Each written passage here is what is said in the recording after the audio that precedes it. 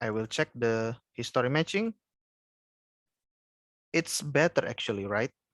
Here. So if I don't have aquifer, the pressure will be represented by the red line. Red line without aquifer influx. Okay, without aquifer influx. But if I use the aquifer, the data, the result will be shown by the blue line with aquifer influx, the blue color. Okay, and I will make the regression better. I think we will go to regression here. Okay, I will just do regression. Gas in place, for example, and then the outer inner radius, I think it's already acceptable, 7. Reservoir radius already acceptable. Encroachment angle, for example, I will regress it. Reservoir thickness acceptable, porosity okay, aquifer permeability I will regress. Okay, and then I will make minimum and maximum range. It is from 14,500 and or maybe I will make limit 14,000 and 16,000. Encroachment angle from 180 to 360 and aquifer permeability from 120 and 150. Let's see if we perform regression, calculate.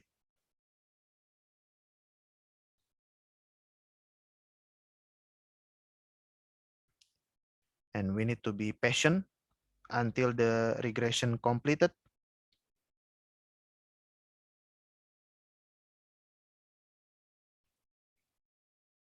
Okay, iteration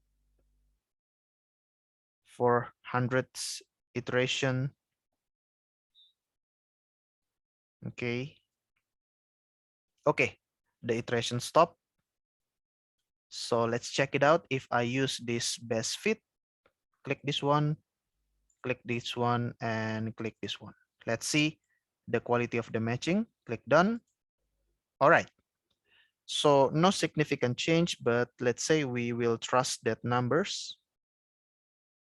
So if you check finish, now you can see we have aquifer, and now we will have this original gas in place based on the regression, and then the water influx, the encroachment angle, and the aquifer permeability following the regression.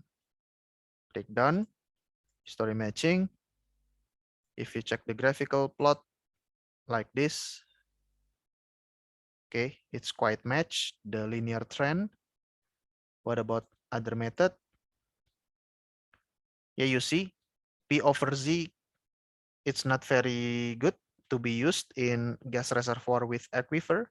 So yeah, it will be like this. Doesn't match actually, because P over Z is designed for gas reservoir without aquifer. So it's okay. Yeah, P over Z over pressure also doesn't match. Havlina Ode, yeah, quite good. Linear trend. So the gas in place is close to 14,900 or 15,000. Okay, it's like this. Another method. Okay. If I lower down first, okay, maybe, yeah, it's like this. Roach is not very good. Coal is not very good. Finish.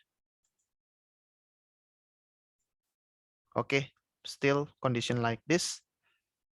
So yeah,